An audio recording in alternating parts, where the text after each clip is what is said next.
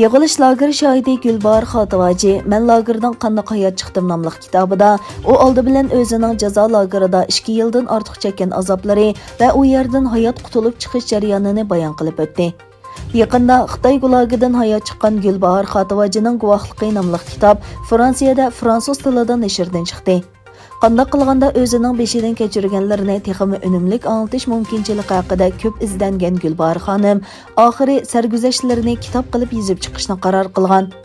2020-yilning beshidan boshlab fransiyalik jurnalist Rozen Morgantning yordamida aslimilarni qalamga ilishga boshlab, yaqinda kechmishlari kitob bo'lib ro'yobga chiqqan. Lager shoidi Gulbahor Xotivachi xonim bir mehribon ona va bir ayol ziyolidir. U oilasi bilan Fransiyaga ko'chib kelishdan ilgari Xitoy bosh neft shirkatining boshqarishidagi Qarmay neft mashinsozlik shirkatining mexanik injeneri bo'lib xizmat qilgan edi. 2016-yilning oxirida u idorasi tomonidan pensiya rasmiyatlarini bajarish uchun Qarmayga chaqirtilganda, buning bir qiltoq ekanligini o'ylab boqmagan edi. Gulbahor xonim Xitoyga berib uzun o'tmayla tutqun qilingan bo'lib, qizi Gulxumarning Fransiyada Sharqi Turkistonning ko'k bayrog'ini tutib tushgan surati qo'lga ilinish bahonasi bo'lgan.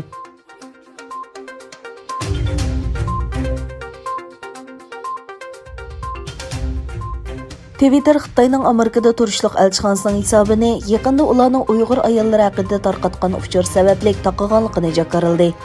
Twitter Xitoy elchixonasining uchurini o'zlarining insonsizlashtirish, ya'ni insonlikdan chiqarishda qilmishlarning oldini olishga munosabatlik prinsiplarga xilof deb ko'rsatgan.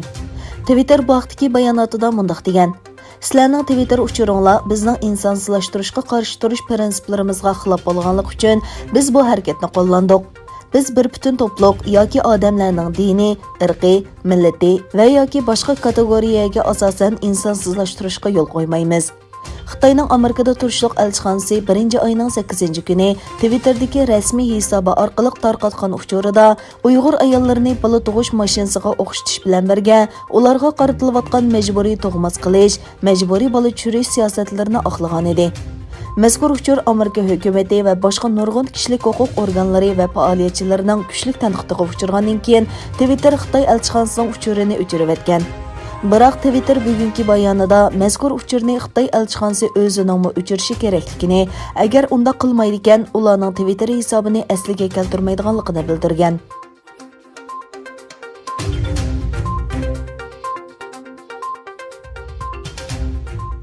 Xitoyda kundalik yuqumlanuvchilar soni 150 ga yaqinlashganda, Beijing doiralari chet eldan kelganlar ijro qilinadigan 14 kunlik karantin muddatini 28 kunga chiqardi. Yangi tipliq Wuhan virusi paydo bo'lgan Xitoyda yaqinqi 24 soat ichida 144 yangi yuqumlanuvchi bayqalgan bo'lib, buning 18i chet eldan kelgan ekan. Doirlar virus sababidan qazo qilganlarning yo'qligini bildirgan. Egilenishicha, yuqumlanuvchilar Sharqiy Shimol rayoni va Rossiya chegarasiga yaqin o'lkalarga markazlashgan bo'lib, bu yerda davlatning janubiga qaraganda havo texmi sovuq ekan.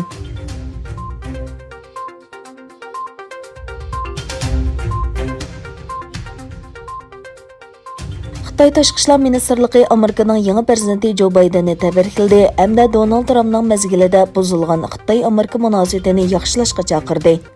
Ministerlikning bayonotchisi Hua Chunying vazifaga o'tirish marosimida qilgan so'zida Baydenning ko'p qatam ittifoqlik masalasini tilga olganligini ta'kidlab, buzilgan ko'riklarni qayta qurish kerakligini aytdi. Hua Chunying Beijingda o'tkazgan qarorlik muxbirlarni kutib olish yig'inida Amerikaning sobiq prezidenti Donald Trump davrining intayin mushkul ekanligini tilga olib, meningcha bu favqulodda avorchilik o'tib ketgandan keyin Xitoy-Amerika xalqi texmo go'zal kelgusiga loyiq. Biz Baydenning Amerika hukumatida muvaffaqiyat qozonishini umid qilamiz.